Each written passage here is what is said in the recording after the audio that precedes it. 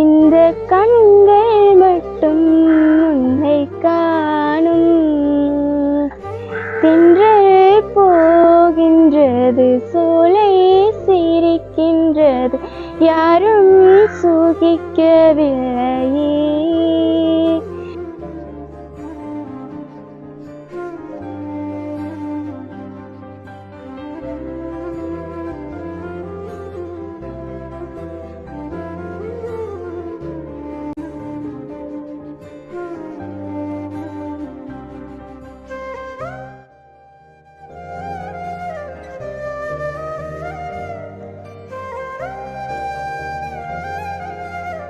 கணதூரம் தான் 3 ரவுண்ட் வச்சாங்க.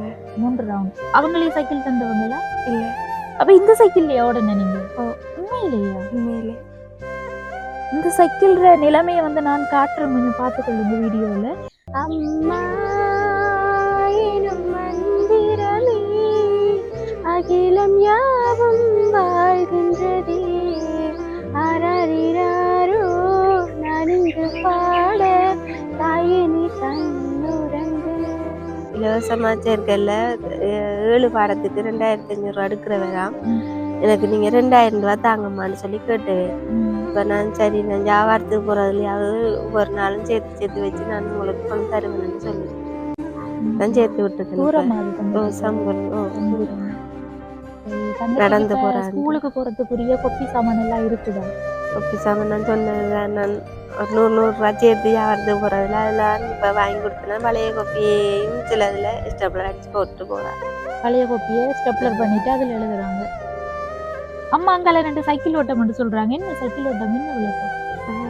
சங்கத்தால வச்சாங்கண்டா ஊரால, அதுல சேர்ந்து இந்த தங்க நட்சத்திர கழகத்தால வச்சு பெஸ்ட் நான் சைக்கிள் ஓட்டது. கை வீசும் காற்றாய் காத்திருப்பே, உன்னை எங்கும் பார்த்திருப்பே. வெயில்ல எப்படித்தான் விற்பனை செஞ்சு தெரியுறீங்களோ, உங்களுக்கு பழகிட்டு நம்ம அந்த விஷயம் பழகிட்டு தூக்கிட்டு நடந்து தெரியக்குள்ள அழுகையும் மாறதான்னு எனக்கு. ஏன் இப்படி கடவுள் என்ன வச்சிருக்கிறேன் இந்த நிலவையில தூக்கி திரியிறேன்னு, பிள்ளைகள கஷ்டத்தை நினைச்சு சாப்பாடு இல்லாம இருக்குங்களேன்னு அதுவும் வந்தா ஒரு தென்பாடு வைராக்கியத்துல செய்வேன்.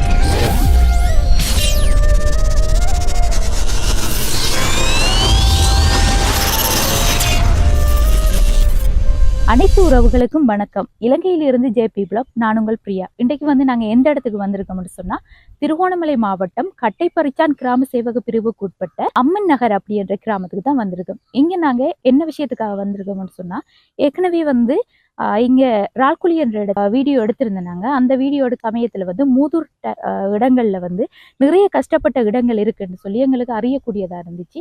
அந்த வகையில வந்து விசாரிச்சதுல அம்மன் நகர் அப்படின்ற கிராமத்துல வந்து ஒரு பாடசாலை இருக்கு, அங்கேயும் வந்து உதவி திட்டங்கள் செய்யலாம் அப்படின்னு சொல்லி கேள்விப்பட்டிருந்தோம்.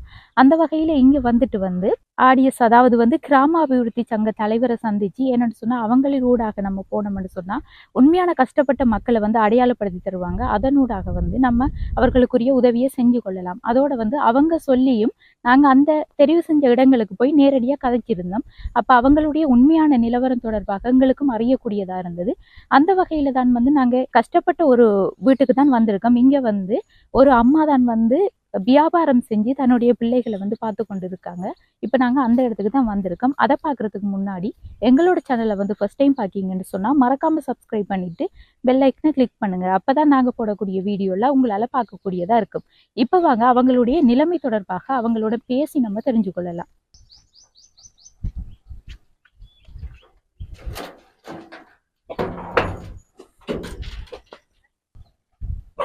நாய் கடிக்குமா அம்மா?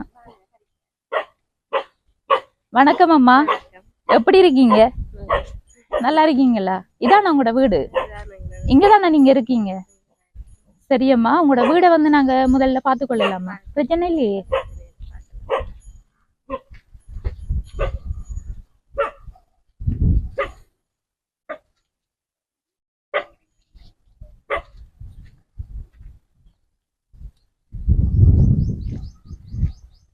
It's okay.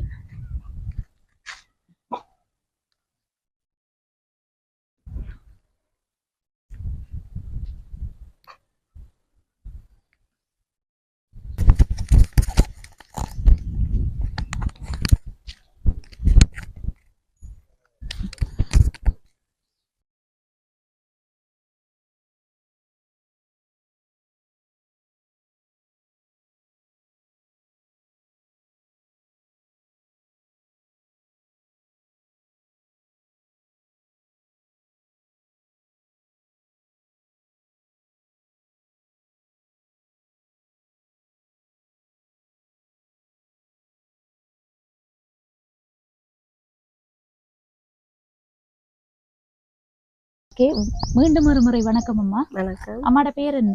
என் பேர் பிரபாகரன் காளியாச்சி. எத்தனை வயது? எனக்கு 46 வயசு.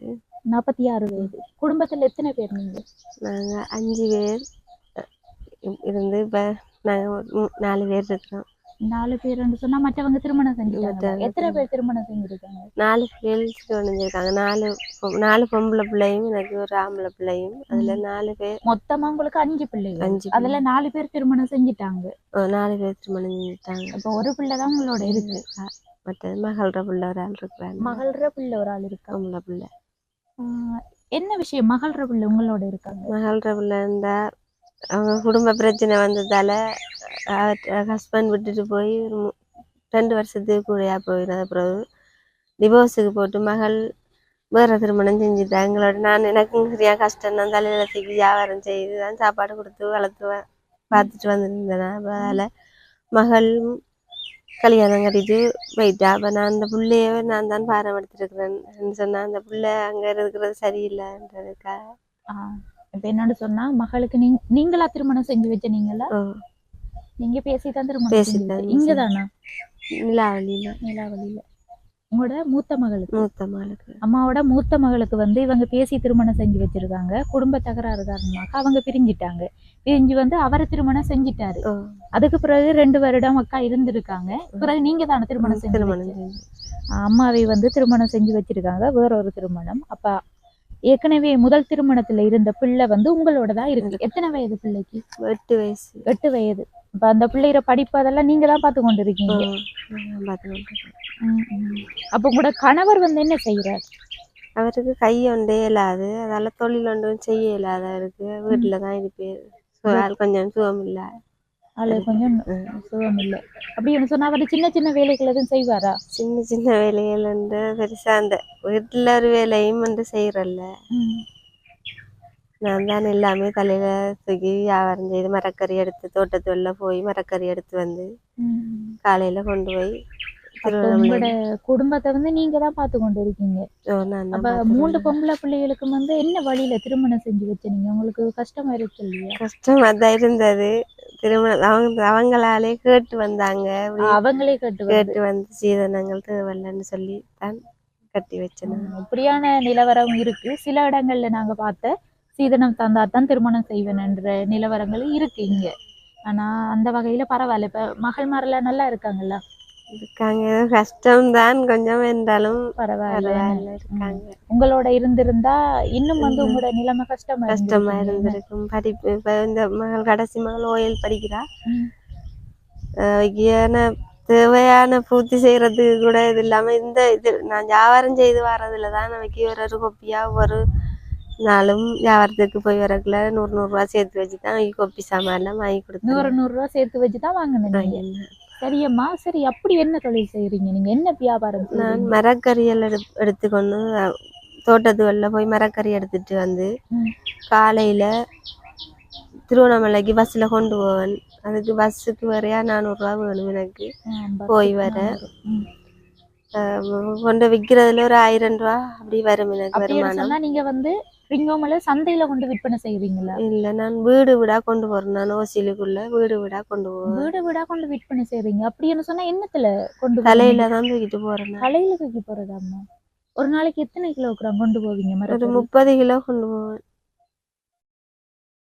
30 கிலோவே நீங்க தலையில சுமந்துதான் போறேன். கஷ்டமா இல்லையாம்மா உங்களுக்கு? கஷ்டம்தான். கஷ்டமா தான் இருக்கும். கொஞ்சம் கொஞ்சம் தூர போக கொஞ்சம் கொஞ்சம் பாரங்க குறைஞ்சி வரும். விற்பனை செய்ய கொஞ்சம் கொஞ்சம் குறைஞ்சி வரும். எத்தனை மணிக்குமா நீங்க போற? நான் இங்க இருந்து 7 மணிக்கு போய் அங்க போய் 9 மணியா போயிரும் பஸ்ல போய் இறங்குறதுக்கு பஸ்ல.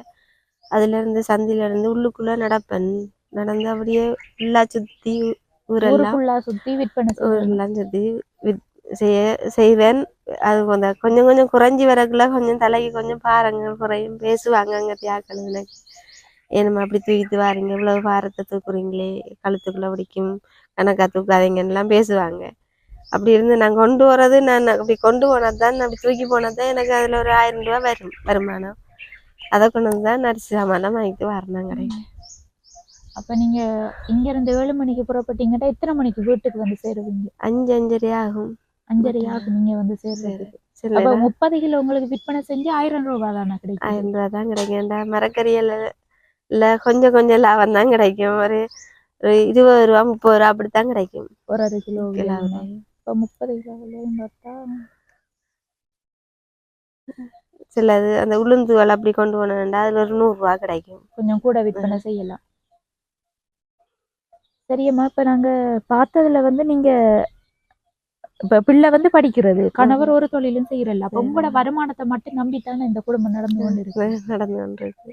அப்ப உங்களுக்கு வந்து இத பார்த்துட்டு யாரும் உதவி செய்யலையா? உதவி செய்யறதுக்கு வந்தவங்க தான். ஆனா இங்க தியாகங்கள் என்னண்டாமா, நீங்க வந்து தெளிவா சொன்னாதான் பாக்குறவங்களுக்கும் விளங்கும்.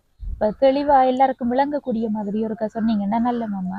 என்ன உதவியம்மா உங்களுக்கு அப்படி கிடைக்க வந்தது? எனக்கு இந்த கொட்டியில திருத்தி தந்து எனக்கு ஒரு சின்ன ஒரு கடை போட்டு தரேன்னு சொல்லி. யாரு கடை போட்டு தரேன்னு சொன்னேன்?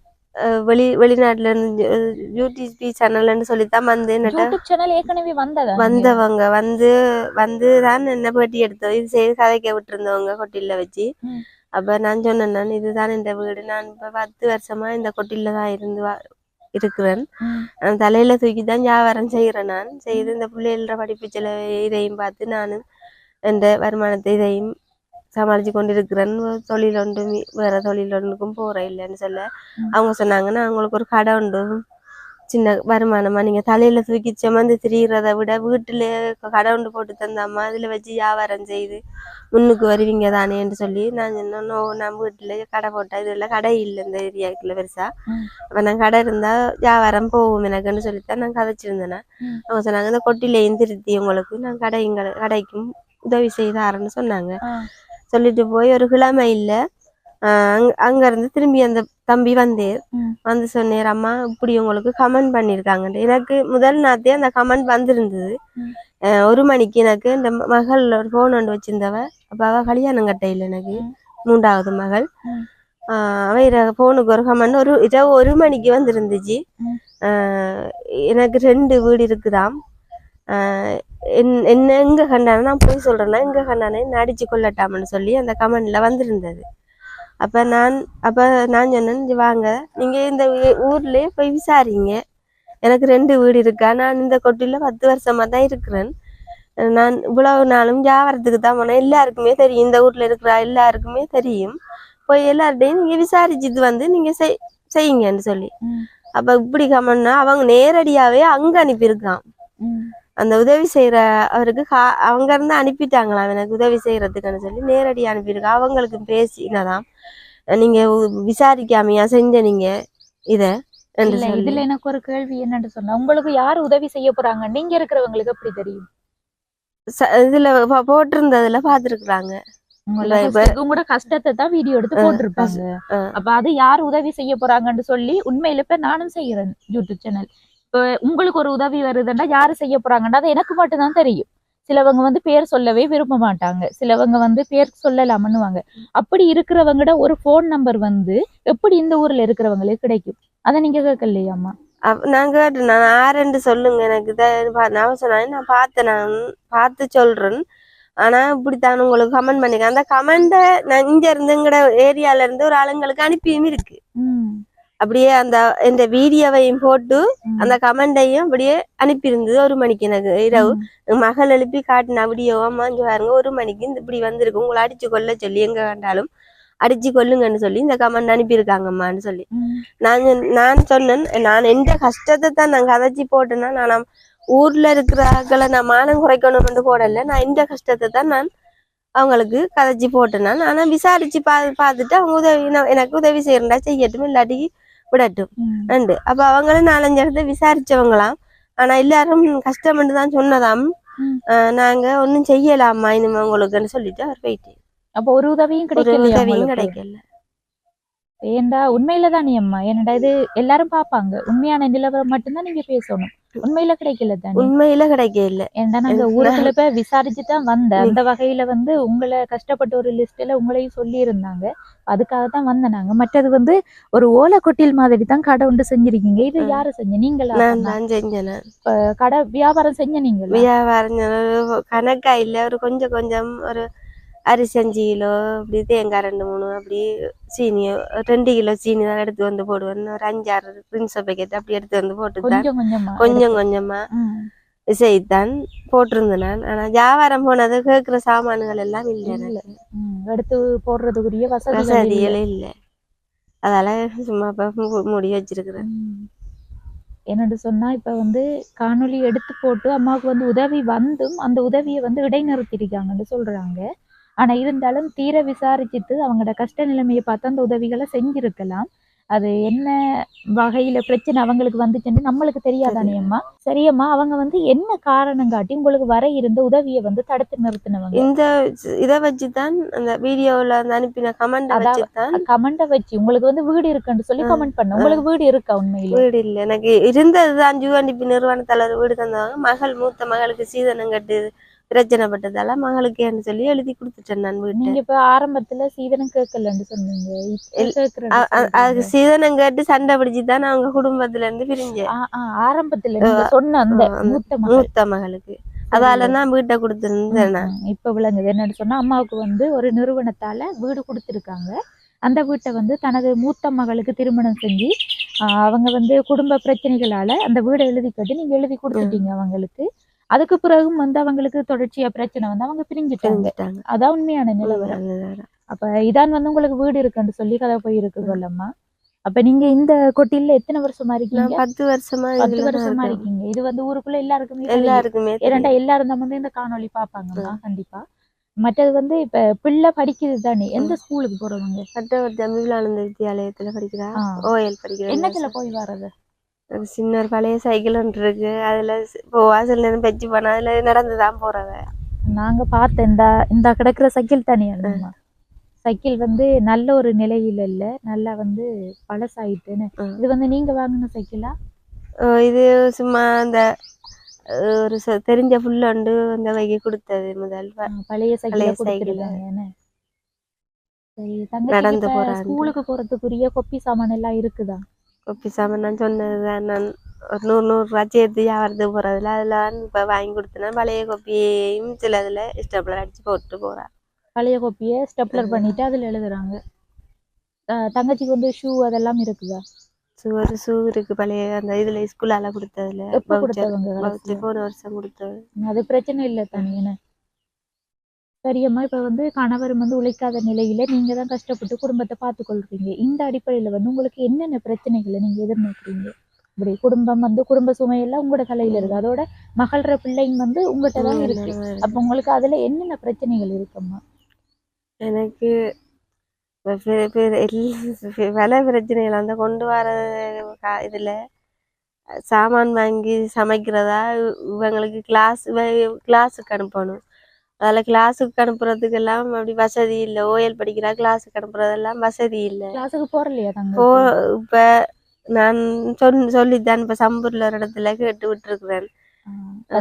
கஷ்டமண்டு சொல்லி கேட்டு விட்டுருக்கேன். இலவசமா சேர்த்துருக்காங்களா? இலவசமா சேர்க்கல. 7 பாடத்துக்கு 2500 ரூபா எடுக்கிற வேறாம். எனக்கு நீங்க 2000 ரூபா தாங்கம்மான்னு சொல்லி கேட்டுவேன். அப்ப நான் சரி, நான் வியாபாரத்துக்கு போறதுலயாவது ஒவ்வொரு நாளும் சேர்த்து வச்சு நான் உங்களுக்கு பணம் தருவேன்னு சொல்லிருக்கேன்.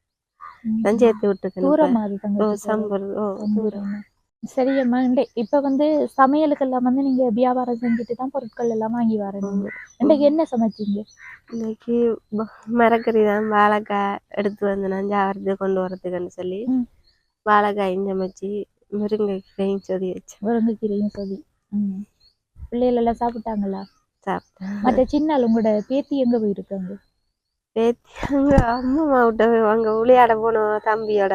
சின்ன அவக்கு ஸ்கூலுக்கு போறதுக்குரிய திங்ஸ் எல்லாம் இருக்கா? நான் இந்த ஸ்கூலால கொடுத்தது இருக்கு. அவங்களோட அம்மா பாக்குறவா பிள்ளைய? அவங்க வெறும் பாக்குறல. அவங்க வருவாங்க, இருந்துட்டு வந்து பாத்துட்டு போவாங்க.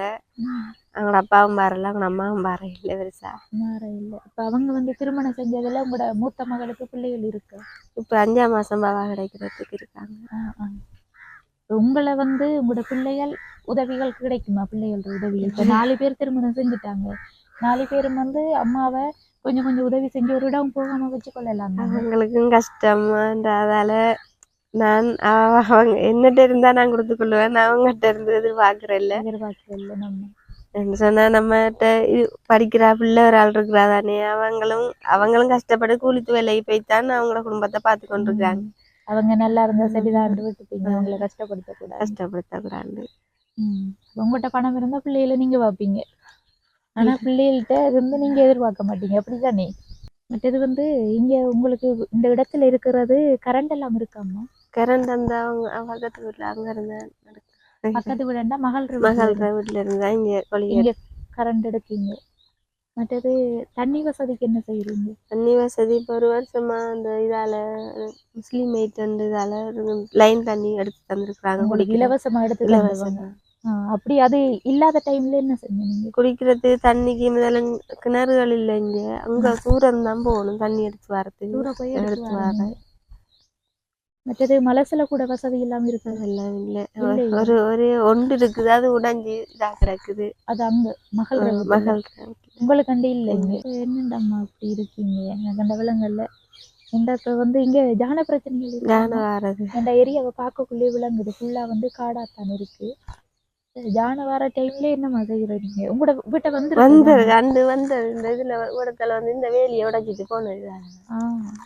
நானு அதுல 2 வாழை இருந்தது பிடிங்கி சாப்பிடுச்சு. அப்படியே தலை உடைச்சிட்டு போயிட்டு. தங்கச்சியோட கொஞ்சம் கதைக்கலாமா அம்மா? கதைக்கலாம், பிரச்சனை இல்லை. பிரச்சனை. வணக்கம் தங்கச்சி. வணக்கம். தங்கச்சியோட பேர் என்ன? ரதீபா. ரதீபா. எத்தனை வயது? 16. 16. ஓயல் படிக்கீங்க. எப்படி படிப்பெல்லாம் போகுது? நல்லா போகுது. நல்லா போகுதா? சாப்பிட்டீங்களா இப்ப? ஓ. என்ன கறி? வாழைக்காய். வாழைக்காய் கறி. சரி, படிப்புல எத்தனையாம் பிள்ளையா வருவீங்க நீங்க? 10ஆம் பிள்ளைக்குள்ள வருவேன். 10ஆம் பிள்ளைக்குள்ள வருவீங்க. என்ன பாடம் உங்களுக்கு பிடிக்கும்? சயின்ஸ். சயின்ஸா? அப்ப டாக்டர் ஆக போறீங்களா? அதான் உங்களோட எம்பிஷன். நல்லபடியா படிச்சா இந்த இடத்துல இருந்து டாக்டர் ஆகுதா உங்களுக்கு பெரிய ஒரு பாராட்டு கிடைக்கும். என்ன இந்த இடத்துல வந்து அப்படி யாரும் இருக்காங்களா? இல்லையே. எனக்கும் பார்த்த அளவுல விளங்குது. கிராமத்துல நிலைமை வந்து ஒரு பின்தங்கிய ஒரு கிராமமா தான் இருக்கு. தங்கச்சிட்ட வந்து என்னென்ன திறமைகள் இருக்கு படிப்பை தவிர? நல்லா பாடுவேன். பாடுவீங்களா? நல்லா ராமா செய்வேன். மற்றது? விளையாடுவேன். நல்லா விளையாடுவீங்க. வேற? வேற சைக்கிள் ஓட்டமா? அம்மா அங்கால 2 சைக்கிள் ஓட்டம் சொல்றாங்க. என்ன சைக்கிள் ஓட்டம்? என்ன விளக்கம்? சங்கத்தால வச்சாங்கண்டா ஊரால. அதுல சேர்ந்து இந்த தங்க நட்சத்திர கழகத்தால வச்சு பெஸ்ட் நான் தான் சைக்கிள் ஓட்டதுல. அது எவ்வளவு தூரம் அப்படி என்று வச்சவங்களா? கன தூரம் தான். 3 ரவுண்ட் வச்சாங்க.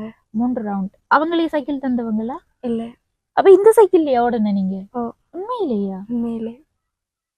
இந்த சைக்கிள் நிலைமையை வந்து நான் காட்டுறேன், கொஞ்சம் பார்த்துக்கொள்ளுங்க வீடியோல. சைக்கிள் வந்து பிரேக்கும் இல்லைன்னு நினைக்கிறேன். அந்த சைக்கிள் அந்த பிரேக் பெடல் இருக்கிற நிலைமையை பார்த்தா அப்ப எப்படி ஓடுன நீங்க? பிரேக் இல்லாம தான் ஓடுனதா? ஆபத்து இல்லை அப்படி ஓடுறது. பழகிட்டா உங்களுக்கு அப்படி ஓடி? இருந்தாலும் அப்படிப்பட்ட ஒரு சைக்கிள்ல ஓடி நீங்க ஃபர்ஸ்ட் வந்திருக்கீங்களே, உண்மையில கை விடுங்க நீங்க. வாழ்த்துக்கள். ஏண்டா இப்ப பிள்ளைக்கு வந்து சைக்கிள் நிலைமையை பார்த்தா நீங்களே யோசிப்பீங்க, இதுல ஓடி பிள்ளை வந்து 1வது இடம் வந்திருக்கான்னு சொல்லி. உண்மையில நிறைய திறமை இருக்கு. படிப்பு, அதோட சைக்கிள் ஓடுறது, பிறகு பாட்டு படிப்பீங்கன்னு சொன்னீங்க. சரி, அக்காவுக்காக பாட்டு ஒன்று படிச்சு காட்டணும். ஏழுமா? அதை கேப்ப தங்கச்சிட்ட பாட்டையுமா? ஆராரிராரோ நான் இங்கு பாட, தாயே நீ கண்ணுறங்கு, என்னோட மடி சாய்ந்து, வாழங்காலம் யாவுமே தாயின் பாதம் சொர்க்கமே, வேதம் 4ம் சொன்னதே அதை நான் அறிவேனே, அம்மா எனும் மந்திரமே அகிலம் யாவும் வாழ்கின்றதே, ஆராரிராரோ நான் இங்கு பாட தாயே நீ கண்ணுறங்கு. ஓகே ஓகே ஓகே, சூப்பரா படிக்கீங்க. என்ன மியூசிக் கிளாஸ் எதுக்கும் போறீங்களா? என்ன இல்ல. பாடம் எடுக்கீங்க அழகியல் துறையில? டிராமா. டிராமா எடுக்கீங்க. ஏன் அப்ப டிராமாவுக்கு அதுவும் நல்லா செய்வீங்களா? ஆ. அப்ப பல திறமைகள் தங்கச்சிட்ட இருக்கு. அப்ப மியூசிக் கிளாஸுக்கெல்லாம் போக விருப்பம் இருக்கா உங்களுக்கு? ஓ. இங்க நடக்குதா கிளாஸ் எல்லாம்? இங்க இல்ல. எங்க போகணும் அப்படி கிளாஸ்? கட்டபர்ச்சானி ஸ்கூல். பிரைவேட்டா கிளாஸ் நடக்குதுன்னு? ஓ. சரி தங்கச்சி, அப்படி போக விருப்பம்னு சொன்னா நீங்க போய் கொள்ளலாம். அதையும் வந்து பார்த்து எங்களோட உறவுகள்கிட்ட நாங்களும் அதுக்குரிய உதவிகளை கேட்டு பார்ப்போம். நிலா காய்கிறது, நிறம் தேய்கிறது, யாரும் ரசிக்கவில்லையே, இந்த கண்கள் மட்டும் உன்னை காணும். தென்றல் போகின்றது, சோலை சிரிக்கின்றது, யாரும் சுகிக்கவில்லையே, சின்ன கைகள் மட்டும் உன்னை தீண்டும். செங்காந்தலே உனை அல்லவா, செல்லத்தென்றலே உனை ஏந்தவா, அழைத்தேன் உன்னை என்னோடு, இருப்பேன் என்றும் உன்னோடு, அன்பே உன் கைகள் என்னை தீண்டுமா, மிதந்தேன் காற்றில் காற்றாக, நடந்தேன் இரவில் நிலவாக, கண்ணே உன் கண்கள் என்னை காணுமா, கை வீசும் காற்றாய் காத்திருப்பேன், உன்னை எங்கும் பார்த்திருப்பேன், இது கண்கள் நனையும் பாடல், என் நெஞ்சின் உறவின் தேடல், இல்லாத வண்ணன் நானா, இறைவா உன் நியாயம்தானா, விதியா பூமியிலே மீண்டும் வந்து புன்னகைகள் வாய்க்குமா, நான் தொலைத்த நாட்கள் எல்லாம் மறுபடியும் மலருமா, இந்த உள்ளம் ஏங்குதே, தந்தை தாயை தேடுதே, வழிகள் கூடுதே. சரி, இங்க வந்து மியூசிக் கிளாஸ் இருக்குன்னு சொல்றீங்க தானே, ஏன் நீங்க போகல மியூசிக் கிளாஸுக்கு? ஏற்கனவே இந்த கிளாஸுகளுக்கும் போகணும், நார்மல் கிளாஸுகளுக்கும் இந்த கிளாஸையும் செஞ்சு அம்மாவோட வருமானம் காணாதுன்னு போறல. அம்மாவோட வருமானம் போதாதுன்னு சொல்லி போறல நீங்க.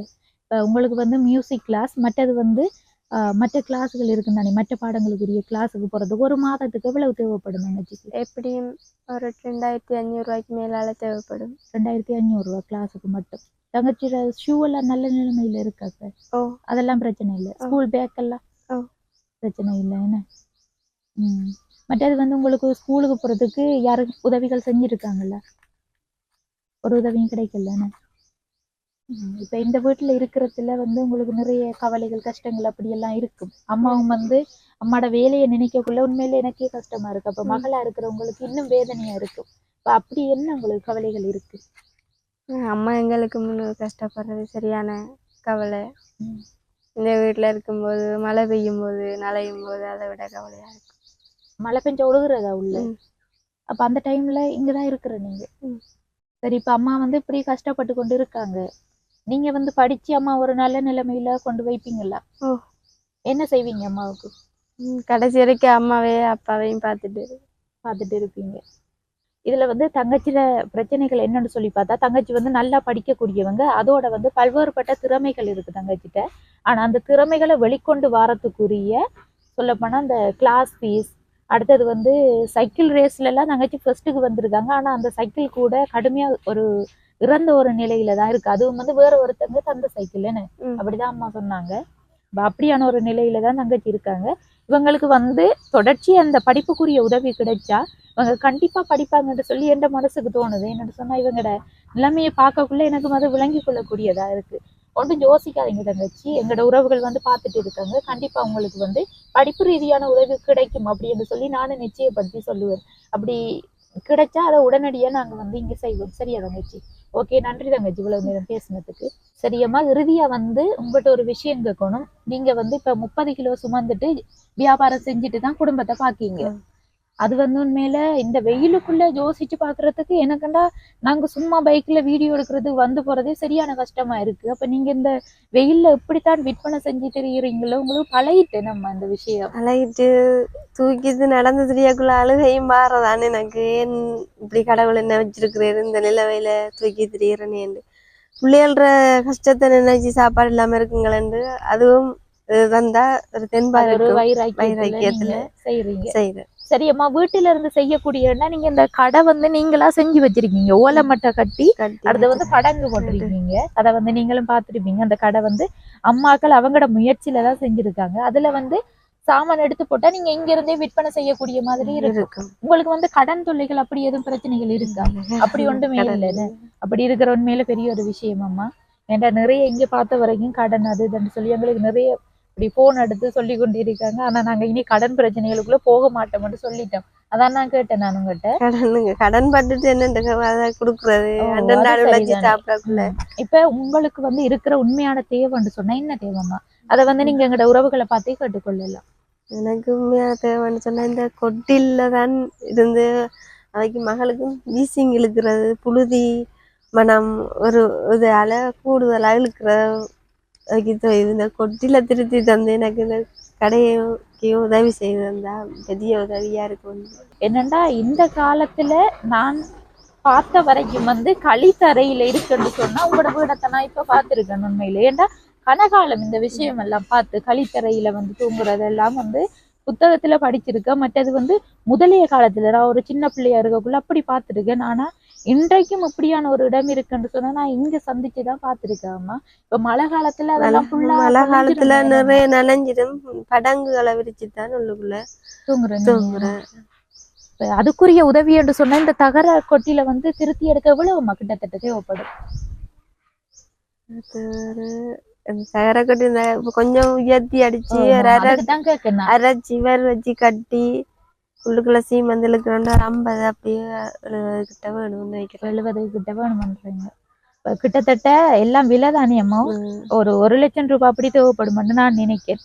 ஓரளவுக்கு செய்யறதுக்கு, அந்த அளவுக்கு இல்லம்மா, ஓரளவுக்கு செய்யறதுக்கு. ஆனா உண்மையில நல்லபடியா செய்யறேன்டா குறைஞ்சது ஒரு 3 லட்சமாவது தேவைப்படும். ஓரளவுக்கு டெம்பட்டா செஞ்சு எடுக்கிறேன்னு சொன்னாம்மா. சரியம்மா, எங்களோட உறவுகள் பார்த்துட்டு இருக்காங்க. உங்களுக்கு வந்து எதுவும் உதவிகள் கண்டிப்பா வந்து தங்கச்சிக்கு படிப்பு ரீதியான உதவிகள் கிடைக்கும்னு நம்புறேன். ஏன்னா தங்கச்சிட்ட நிறைய திறமைகள் இருக்கு. அப்ப அந்த உதவி கிடைச்சா நாங்க உடனே வந்து செய்வோம். மற்றது வந்து இந்த கொட்டிலோ கடைக்குரிய உதவி வந்து எப்ப கிடைக்கும்னு நாங்க கன்ஃபார்ம் பண்ணி சொல்ல மாட்டோம்மா. கிடைச்ச உடனே வந்து நாங்க செய்வோம். சரியாம்மா? இப்ப வந்து நல்லா நேரம் ஆயிட்டு நாங்களும் போயிட்டு வரோம். ஓகே அம்மா? சரியம்மா, இதுல வந்து எவ்வளவு பணம் இருக்குன்னு சொல்லி பாருங்க. 10,000. ஆமா, 10,000 ரூபாய் இருக்குமா. இந்த உதவியை வந்து செய்தது நாங்கள்ல புலம்பெயர் உறவு அப்படின்னு சொன்னா என்னன்னு தெரியுமாம்மா? நம்ம நாட்டில இருந்து வெளிநாட்டுக்கு வந்து வேலை வாய்ப்புக்காக போனவங்க. அப்படியான உறவுகள் தான் வந்து நம்ம நாட்டுல கஷ்டப்படுறவங்களுக்கு வந்து கண்டிப்பா உதவி செய்யணும்ன்ற நோக்கத்துல எங்கிட்ட கொஞ்சம் பணத்தை அனுப்பியிருந்தவங்க. அந்த வகையில இந்த பணத்தை அனுப்புனது வந்து ஜெர்மன் நாட்டில் இருக்கிற சதானந்தன் ஐயா தான் அனுப்புனவர்.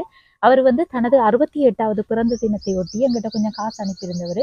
அதுல இப்படி கொஞ்சம் கொஞ்சம் உதவிகள் செஞ்சுட்டு வந்து அதுல இருந்துதான் ஒரு 10,000 ரூபாய் எடுத்து உங்களோட நிலைமை கருதி தந்தனாங்க. அந்த வகையில சதானந்தன் ஐயா அவர்களுக்கும் அவரது குடும்பத்தினருக்கும் வந்து எங்களுடைய யூடியூப் சேனல் சார்பாக மனமார்ந்த நன்றியை நாங்களும் தெரிவித்துக் கொள்கின்றோம். நீங்க என்னம்மா சொல்ல விரும்புறீங்க? நானும் அவருக்கு பெரிய நன்றியை தெரிவித்துக் கொள்றேன். இந்த பணத்தை தந்ததுக்கு, மகளுக்கு கிளாஸ் ஃபீஸ் கட்டுறதுக்கு உதவியா இருக்கும்னு நினைக்கிறேன். எனக்கு வந்து அதான் நம்ம உடனே விளங்குன தங்கச்சிக்கு வந்து கிளாஸ் ஃபீஸ் கொடுக்கணும். அதோட வந்து தங்கச்சி மியூசிக்ல கொஞ்சம் ஆர்வமா இருக்காங்க. கிளாஸ் போகணும்னு கேட்டாங்க. அப்ப அதையும் கொஞ்சம்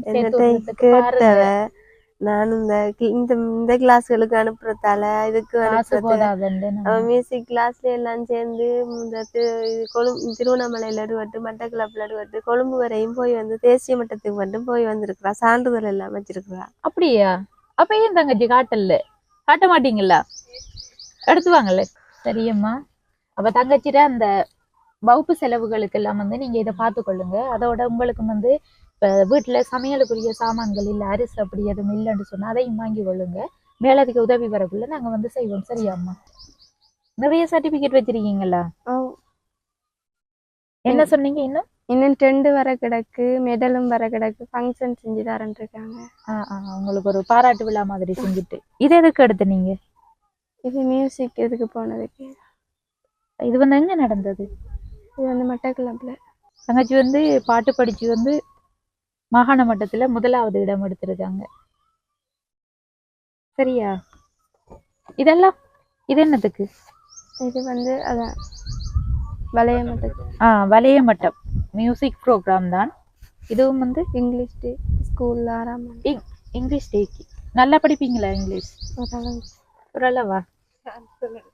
இது வந்து ஸ்காலர்ஷிப். எத்தனை மார்க்ஸ் எடுத்தீங்க? 111.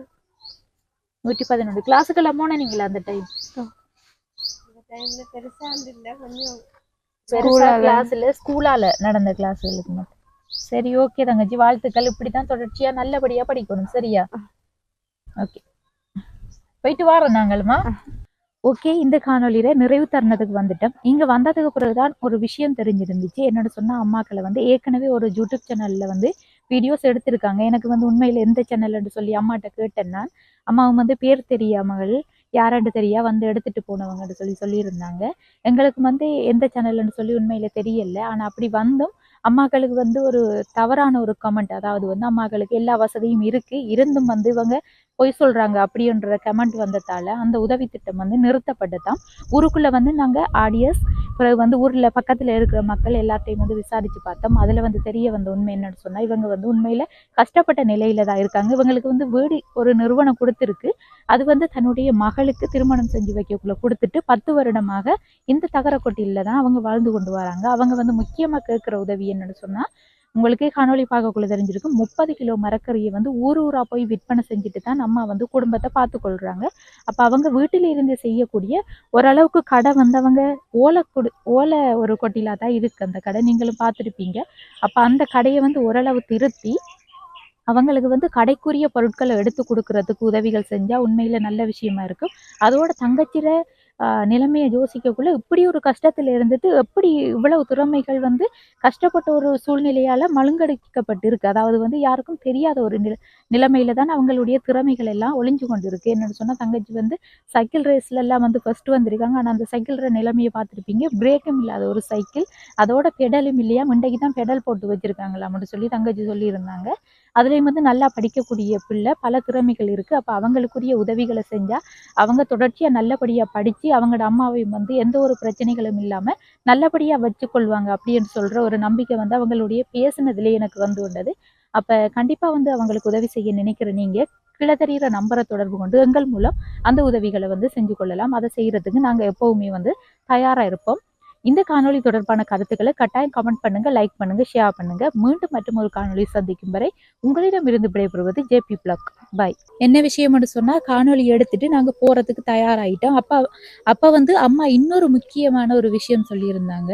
என்ன விஷயம் அம்மா, அதை சொல்லுங்க நீங்க. படிப்பு சம்பந்தமா எல்லாம் வாட்ஸ்அப்ல தான் போன்ல அனுப்புறாங்க. ஸ்கூல்ல இருந்து டீச்சர். அப்ப மீட்டிங் போனதுல நாங்க வாட்ஸ்அப்ல 32 பிள்ளைகள் ஸ்கூல். உங்களோட கிளாஸ்ல 32 பேரா? அப்ப வாட்ஸ்அப் இல்லைன்னு சொல்லி இவைக்கு மட்டும்தான் வாட்ஸ்அப் இல்லை. அந்த போன் பிள்ளைல போன் வீட்டுல வந்து எல்லாருக்கும் போன் இருக்கு. அப்ப அந்த வாட்ஸ்அப்ல நோட்ஸ் போட்டு கொள்றாங்க. அந்த நோட்ஸ் எல்லாம் நீங்க எழுதிட்டு போகணும் என்ன போகக்குள்ள. அப்படி அதால உங்களுக்கு என்ன பிரச்சனை தங்கச்சி வந்தது? எழுதாம போனா அடிப்பாங்க, வெளியே நிக்காட்டுவாங்க. எழுதாம போனா அடிப்பாங்க, வெளியே நிப்பாட்டுவாங்க. நீங்க சொல்லலையா அங்கிட்ட போன் இல்லைன்னு? சொன்னாங்க. பக்கத்துல யார்கிட்டயும் இங்க பையோட கிளாஸ் பிள்ளைகள் யாரும் இல்ல. அங்க கணேசபுரத்துக்குள்ளதான் போகணும். தூர போய்தான் அங்க போய்தான் நோட்ஸ் எழுதிட்டு வர. அந்த எவ்வளவு தூரம் அங்க போய் எழுதுற நீங்க? நல்ல தூரம். ஒரு மணி தியாலம் பிடி ஒரு முக்கால் மணித்தெல்லாம் சைக்கிள்ல போற என்ன விஷயம்னு சொன்னா தங்கச்சி ஆக்களுக்கு வந்து ஓலெவல் படிக்காங்கன்னே அதால எல்லா நோட்ஸும் வந்து போனுக்கு தான் அனுப்புறாங்க. அப்ப போன்ல இருந்து எழுதாம போனோடனே ஸ்கூல்ல வந்து ஏன் எழுதாம போனேன், யார்கிட்டையும் கேட்டு எழுதிருக்கலாமே, யார்கிட்டையும் போய் எழுதிருக்கலாமே அப்படின்னு சொல்றதால தங்கச்சி வந்து இங்க இருந்து தங்களோட படிக்கிற ஃப்ரெண்ட்ற வீடு வந்து கிட்டத்தட்ட 3/4 மணித்தியாலம் சைக்கிள்ல போகணுமா.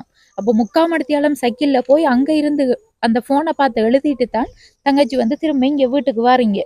அப்ப ஒவ்வொரு நாளும் மட்டும் சொன்னா ஒவ்வொரு நாளும் போறீங்களா?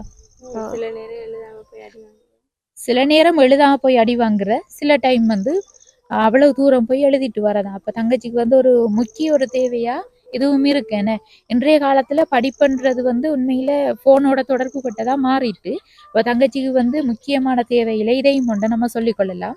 சரி தங்கச்சி, இது எந்த வகையில பூர்த்தி ஆகும்னு எனக்கு தெரியல. அப்படி கிடைச்சா உதவிகள் கிடைச்சா நாங்க நிச்சயம் வருவோம். சரியா தங்கச்சி?